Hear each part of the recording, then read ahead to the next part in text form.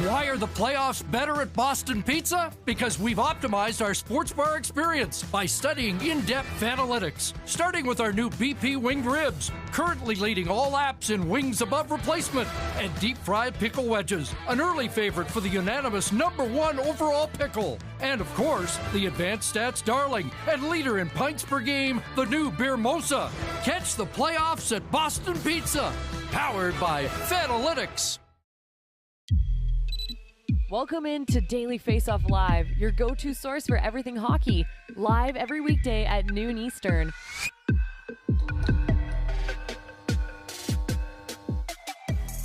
The Stanley Cup playoffs just keep on getting better. What a night two around the NHL, and we're here to break it all down. It's Daily Faceoff Live, brought to you by Betano. The game starts now at betano.ca. I'm Tyler Rumchuk. He is our NHL insider, Frank Saravalli. And Frank, I know you were glued to the TV last night with everything that was going on. Yeah, I mean, that's kind of the problem, is it really eats into your sleep schedule. So I found myself at varying points, especially in the late games, just, oh, okay, here we go. I'm just got to keep watching. Yeah, we're going to talk about everything that went on last night and get set for what should be another fun night around the NHL. So let's throw 2 minutes and 30 seconds up on the clock and start with the team that everyone's talking about today. It's the Toronto Maple Leafs, who fall absolutely flat on their face in their series opener against the Tampa Bay Lightning, 7-3. And I mean, they went down early. Kudos to the Leafs. They crawled back in that game at one point, Frank. It was a 3-2 hockey game, and then Tampa Bay just poured it on late in the second, putting the game out of reach. It was, I mean, according to Leafs fans, an embarrassing night. It was just, they didn't have it, Frank. And it seems a little unacceptable, in my opinion, for a team to come out and give that kind of an effort when the narrative is you always crumble in the playoffs. To do that in the first game of the series is, I'd be concerned if I was a Leafs fan. Oh, I think the concern is real. When you talk about the demons that the Toronto Maple Leafs have faced each of the last number of years, and just look at their fan base. This is at the game last night, just absolutely bewildered by that start. On their heels, Sheldon Keefe acknowledged that they started on their heels, that nerves were there. Goaltender Ilya Samsonov fighting the puck. And they looked like a team. I just keep going back to the quote from Paul McLean, their assistant coach, way back in 2021 during the Amazon series, behind the scenes series. Their demons are everywhere. They're in their heads. They're under their beds. They're in their cars. I wish I could have found the clip today. I searched YouTube for hours for it because it's that good. And it's still 2 years later, involves the same core doing the same thing over again. I was actually listening to parts of the first period on the car on my way home from my son's baseball game. Even the team's own broadcasters on radio, Joe Bowen, acknowledging that they looked scared in the first 10 minutes of the game against the Tampa Bay Lightning. What's the deal? All this hype and hubbub heading in. The Leafs are the better team. The Leafs are the better team. I love hearing what we heard from John Cooper after the game. I don't know. Wouldn't bet against our guys. The Lightning find a way to flip the switch. The Leafs, not only did they look like they were on their heels, they also got out-battled for a significant stretch of that game. And it's not like the Tampa Bay Lightning are sitting there any less skilled than the Toronto Maple Leafs. They're not going into Toronto scared. No one is going into Toronto scared. Let's give some love to the worm, Corey Perry, a 3-point game, 7 shots on goal for the veteran forward. And you think back to the last regular season meeting, Frank, and Perry and Bunting going at it. Perry gets on the score sheet 3 times. Bunting gets tossed. How many games do you think he gets? I think he gets 2. The hit on Eric Chernak, just unacceptable, unnecessary. A few words to describe it. The puck isn't anywhere near him at the time. And that's sort of the cruel twist of fate for the Tampa Bay Lightning, as we still don't know exactly the status of Victor Hedman, although John Cooper sounded pretty optimistic that he would be available for game 2. And by the way, why would you bring those guys back in the third period as you're leading by 4 goals in game 1? What a luxury to have. But that's sort of the cruel twist of fate for the Leafs, is that if those guys are out and you take out a third of the Tampa Bay Lightning blue line, you know, you can live with missing Michael Bunting for a number of games. That the Leafs, for a team that lost, for a team that won 5-0 game 1 in the same matchup last year, like, you don't want to make too big of a declaration about game one, but if we are talking about the Leafs exercising their demons, if they were feeling that kind of pressure in game one, it's not going to get any better. It's only going to get worse. And that puts all eyes on Thursday night, because if you put the Tampa Bay Lightning with a 2-game lead going home, could be a short series. It could be. Just quickly, Matthew Nyes skating in a regular jersey at Leafs practice today, so some speculation he could draw in if Bunting is eventually suspended. Also, Sheldon Keefe, after the game, kind of remaining non-committal when it comes to his game to starter. That was, again, there's so much to get to this game, Frank, but, like, that's interesting. It could be a goalie controversy that we're dealing with. You have an opportunity to back Ilya Samsonov after game one, and you say it's too early to tell. So you're going to turn to Joe Woll to make his first ever Stanley Cup playoff start in that cauldron and pressure cooker. I don't know. Maybe that's just exactly what this team needs. But, man, you would have liked to have seen a little bit more confidence if you're Ilya Samsonov from your coach. Yeah. Okay. We went long here talking about the Leafs, but man, it's kind of like driving past a car accident. Let's talk about another stunning result from last night, Frank, and that is the Seattle Kraken getting their first franchise playoff victory. They roll into Colorado. They go toe-to-toe with the defending champs, and they get a 3-1 win in a game that was honestly really tight. Like, I mean, you had McKinnon putting up 7 shots, and I, again, was one of the people who said the star power of this Colorado team is going to be too much for Seattle. Well, last night, it wasn't. 3-1 win. Philip Grubauer revenge game as well. Is this just a one-off and the Avs needing a little bit of a kick in the behind to start a playoff run, or were we maybe all a little wrong in our analysis? Well, I was definitely wrong in picking the series because I had the Avs in a sweep. And there was actually some pretty good reasoning behind that. The Avs swept the first round in each of their last 2 playoff appearances, 2022 and 2021. On top of that, they had won 6 consecutive series in a row, and they were in a spot where, you look at that team, the Kraken, I was thinking might be feeling a little bit of, hey, we're just happy to be here. And the Avs had gone 34-7-1 in their last half of the season, basically rolling into last night. Like, it was like this Avs team has been on fire. So I certainly did not see the result coming. I know that the Avalanche didn't see the result coming. And I think really what stood out for me the most, a lot of people have made the comment about the Kraken and their depth. It is a thing. Their lines and their forward group, even their defense pairs, are really quite evenly balanced. But for me, it was the goaltending. That, to me, was what stood out from game one. Where did this come from? And I don't have any evidence to point to since Philip Grubauer joined the Kraken at the beginning of their expansion franchise to point to and say, this is the guy that can, help carry this team to where they want to get to, because he hasn't shown it in any sort of consistent manner, yet he does it in game one. Let's see if he can repeat it again. I have a feeling the Avs will be much better in game two. Still think the Avs ultimately are in the driver's seat, but certainly got hit in the face by a 2x4 with the Kraken on Tuesday night. Yeah, we all kind of said that, if the Kraken are going to win one, maybe it's that first franchise playoff game at home, game 3, right? Maybe they squeak one of those out. For them to go up 1-0 on the road like this, certainly surprising. You mentioned Philip Grubauer. That is the big story, because if he can just channel for 2 weeks here, the old Philip Grubauer, then this will be a series. Yeah, and I was going to say, here's the exciting part if you're a fan of the Seattle Kraken. You're heading home to Climate Pledge Arena at the very worst, tied 1-1 when your team takes the ice for the first time ever at home. Jeremiah, Eeli Tolvanen, greatest waiver wire pickup of all time. I say yes, man. What a year he's had. Yeah, I mean, but that's kind of added to the narrative of the Kraken. It's like you get these goals from Tolvanen, you get 40 plus from McCann, and like go down the list. Like all of them are sort of career seasons that I'm like, I'm not entirely sure they're going to be duplicated. But in the meantime, who cares? Enjoy the wave.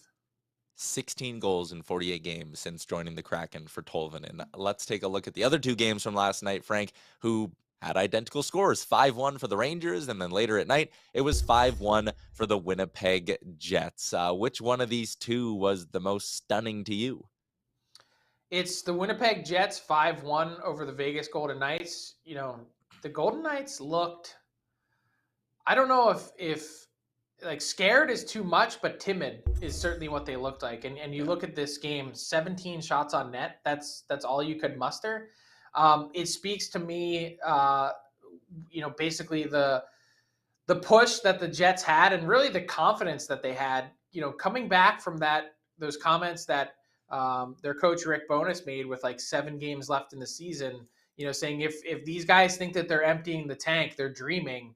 You know, to think that that team right now in the 8th spot in the Western Conference just absolutely throttles the Golden Knights by 4 on opening night of the playoffs in that environment, in that building.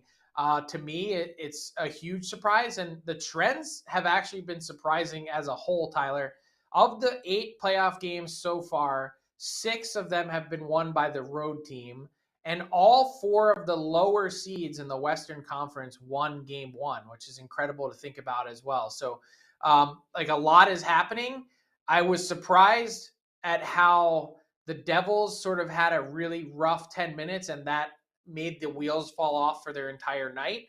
I think they'll find a way to be better, but I think maybe in some ways, as close as that series was to call, did we underestimate the Rangers? Well, and that's what I wanted to point out. I was looking at the numbers there of that game. 5 goals for the Rangers, and every player in their top 9 was on the ice for at least one of them. The only players on their entire team who weren't on the ice for a goal in that game was their 4th line and their 3rd pairing. Everyone else chipped in some way. 2 goals on the power play. The kid line was on the ice for a couple as well, with Philip Hedl knocking home a couple of points. Like, to me, it was exactly that. 5 goals on 23 shots, but you made the most of your opportunities. So if I was a Devils fan, I'd be a little bit worried. You mentioned the Western Conference, though, Frank, and the 4 underdogs all winning. Which one of those underdogs do you think has the best shot to make it 2-0 on the road when you look at these matchups?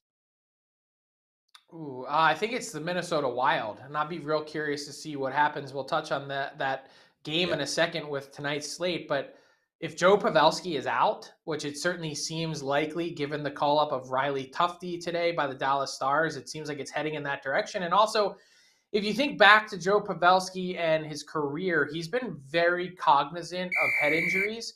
Mhm.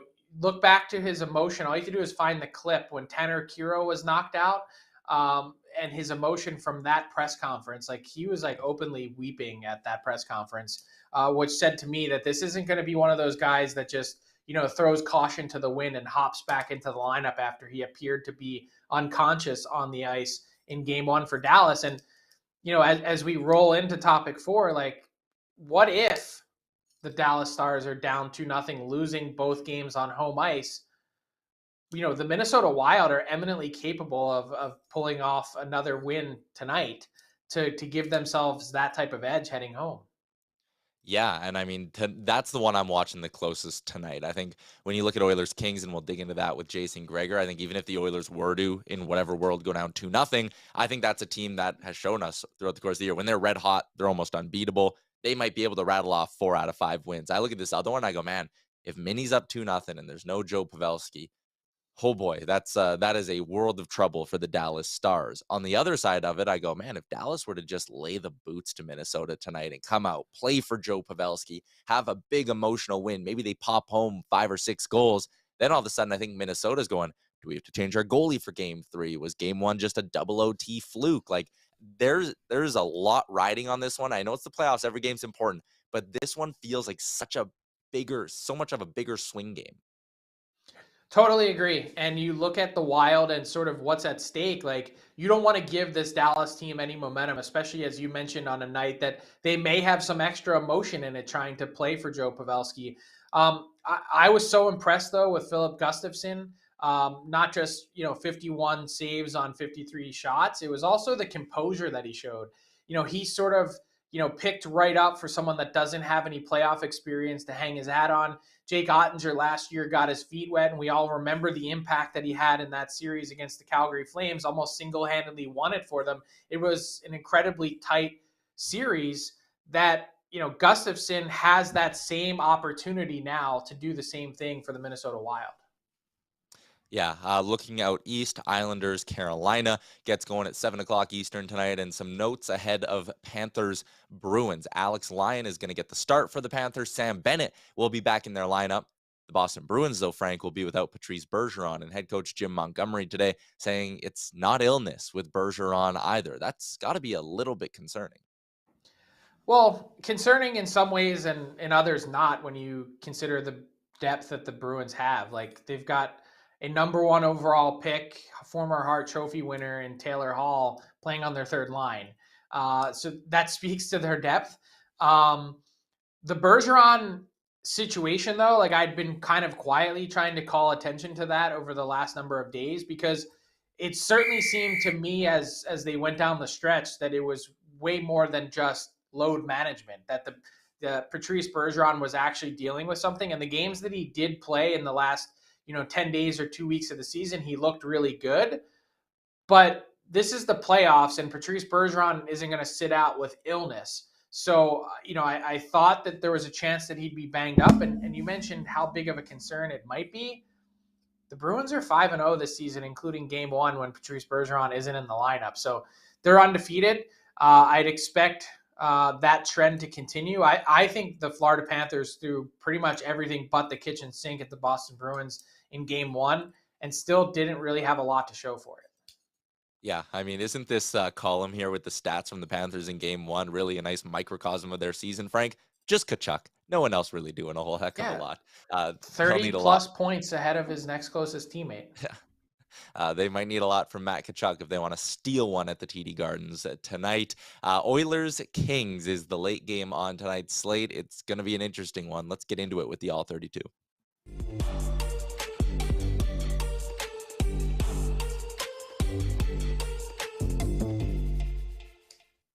The All-32 is brought to you by Boston Pizza and their brand new menu powered by Fanalytics. Deep fried pickles, beer mosas, pizza flights. It all sounds exceptional, and it's all a great reason to go hit up your local Boston Pizza ahead of the Stanley Cup playoffs. It's a great spot to watch the game. Jason Gregor joining us now from Oilers Nation, TSN 1260. He's also one half of the DFO Rundown. He's live at the practice rink at Rogers Place. And Jason, 2 nights ago on that ice, it was the LA Kings storming back in the third period and then winning in OT. From an Oilers perspective, are there actually reasons to be concerned about the way that game played out, or is it just kind of a game 1 loss and they'll put it behind them? Well, the only thing they need to improve on is their discipline. They just took too many penalties, right? If you look at 5-on-5, every Oiler player had a positive shot share. They outscored the Kings 2-1. They outshot them by 15 shots 5-on-5, and that's 54 minutes out of 69. The problem was in the other 15, they lost. They gave up a 4-on-4 goal, and then they gave up 2 power play goals. One with 16 seconds left, and then one in overtime. The LA Kings got a good power play, right? Like, their power play was 32% down the stretch when the Oilers was 36, and LA was top 5 all year long. So Edmonton's got to be more disciplined tonight.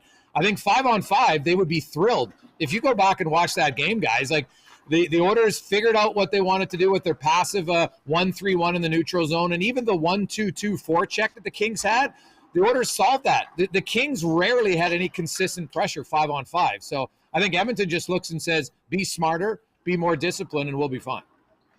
Yeah, Jay, I wanted to ask you about Leon Draisaitl's comments after the game, saying, basically hinting that the Oilers had a lack of maturity in game 1. We saw that same lack of maturity at times rear its head last year when these two teams faced each other in the first round. And you had said on the DFO Rundown recently that through the first half of this season, the Oilers led the league in beating themselves. Is that, aside from the discipline, is that just more of what, in line with what you were talking about from the beginning of the year?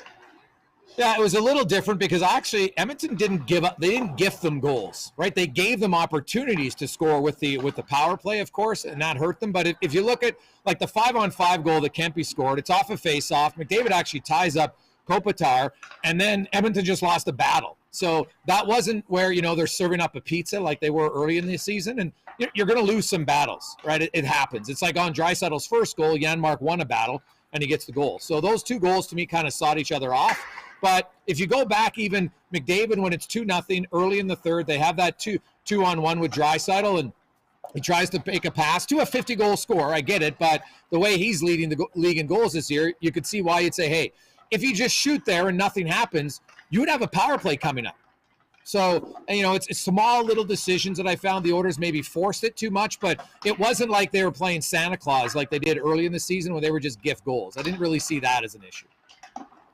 You mentioned Connor McDavid there, and there was that other 2-on-1 where it got McDavid forced to pass. It turned around, it was in the Oilers' net 15 seconds later. I made the joke yesterday that if people in the stands in the press box know that Connor McDavid messed up, and Connor McDavid also knows that he messed up. He was held off the score sheet in game 1. Is it safe to say, from what you've seen from McDavid in his career, we're going to probably see a little angry Connor tonight? Well, it's funny. McDavid was kind of, I thought, symbolic of the team. In the first two periods, like, look at he drew 2 penalties in 30 seconds. And while he didn't get an assist on the Bouchard goal, the reason they scored was because his 2 penalties drawn. And I thought he was like the Oilers in the first 40 minutes was very good. But then you mentioned that, lack of shooting on that goal that led to Kempe scoring on the nice backhand, by the way, from Kempe. He might be one of the quieter 40-goal scorers in the league, by the way, or guy who doesn't get talked about enough. And I expect McDavid to be better. I'm interested, though, about the matchup tonight, guys, because in game 1, the Oilers had last change, and Jay Woodcroft just said, I'll take McDavid versus Deneau, and that's what it was. McDavid played 18 minutes. He played 15 versus Deneau. It was pretty much Deneau versus McDavid, Kopitar versus Draisaitl, and then the bottom lines went head-to-head. And Edmonton won all of the shot stuff, but McDavid's line gave up the 1 goal, funny enough, against Kopitar's line off of the faceoff. So I'll be curious tonight. I won't be stunned, guys, if the Oilers go 11-7. Yeah, 11-7 certainly seems to be something Jay Woodcroft likes to do. Quickly, Jay, I hate to ask the what-if question, but what if the Oilers squander Game 2 on home ice and they head to LA down 2-0? Well, stats will tell you it's not good, Frank. 86.4% of series, when you win the first 2 games, you win the series. So obviously that's not looking good. Now, hey, what is that, 13.6%? So you're telling me there's a chance if they do it, but it wouldn't be ideal, no question. So I think there's, it's not a must-win game because we've seen it. We even saw it last year. A team came back from down being 2-0, but I think it's a pretty important victory for Edmonton, especially because LA, it just gives them a lot of confidence. And we saw it last year. This series was a total roller coaster. Edmonton lost game 1. They dominated games 2 and 3. Then they got dominated in game 4, lost in overtime in game 5 before winning. So I think Edmonton, though, I think they really liked their game overall. I talked to the players. They weren't really down at all. I think they just felt like they squandered an opportunity, and hopefully they learned from it tonight. And one other note, guys, source tells me Patrice Bergeron, don't expect him in that first round. Yep. I think the injury is serious enough that maybe if it goes 7, but you might not even see him at all in that series. Wow. Yeah, that could be a big loss, obviously, for the Bruins as they go head-to-head with the Panthers in round 1. Also, an injury note from this series, Jason. Gabe Vilardi is expected to play in the game 2 tonight, correct? Yes. All right. Yeah, Vilardi, I said yesterday, he is in. All right. There you go. It should be a good one tonight down at Rogers Place. Enjoy the game, Jay, and thanks for hopping on with us. Have a good one, fellas.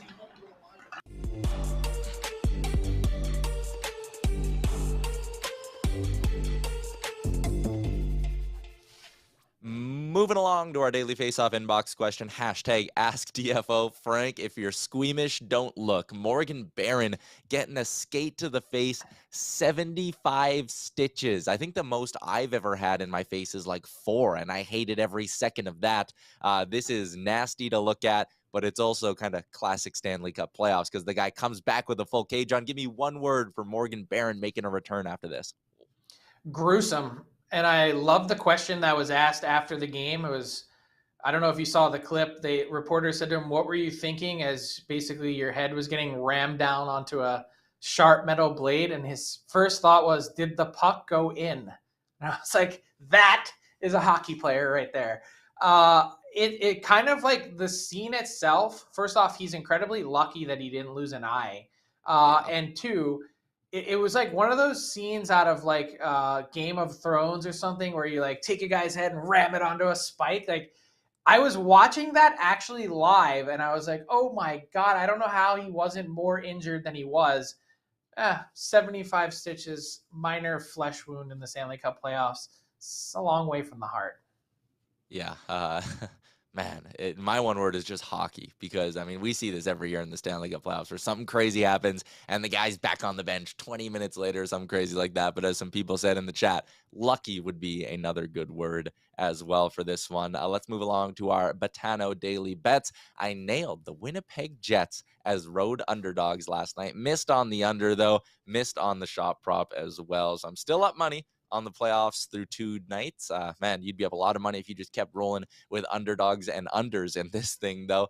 But let's take a look at what I like tonight, starting with a little parlay. I'm calling it Bounce Back Wednesday, courtesy of our friends at Betano. Frank, I think both the Oilers and Stars take care of business tonight. I think both these teams, they can take some positives from what they did in game 1 of their series, and the value on the Oilers is not great. The value on the Stars is honestly not that great either, but I kind of like playing them together in a little parlay and getting a plus 200 payout on that parlay. And also, if those two teams are going to win, I think we're going to get some magic from their big guns. Both Jason Robertson and Connor McDavid hit their shot props in game 1 of their first round series. I'm playing them both together tonight. The lines are set at 3.5, courtesy of Betano.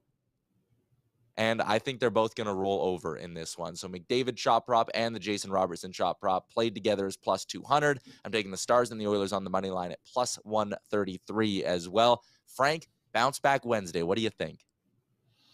I'm not sold. I get what you were saying about the emotion of the Dallas Stars and everything that goes into that. And I do think the Oilers find a way to come back and win. I'm not sold on the Stars. Yeah, we talked about that earlier. Like that one feels like, I always say, game 3 or game 4 is kind of the swing game of a series. In that series, it really feels like tonight is going to go a long way in deciding that one. Let's wrap up the show with a little bit of garbage time, Frank. What do you got?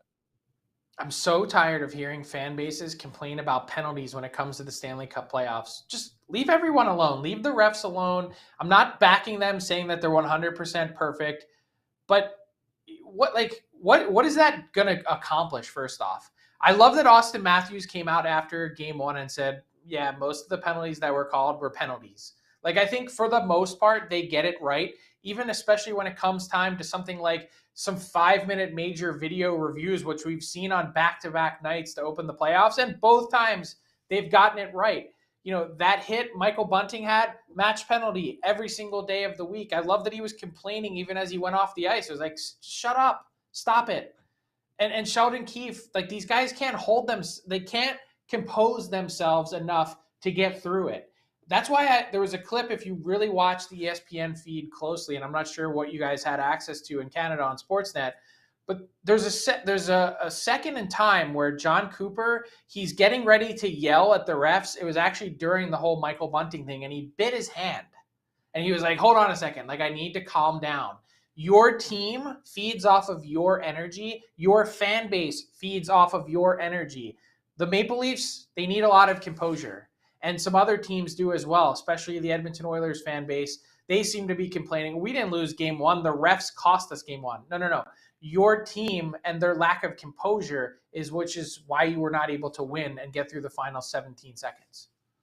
I'll tell you what really gives me a bit of a chuckle when it comes to the fan bases complaining.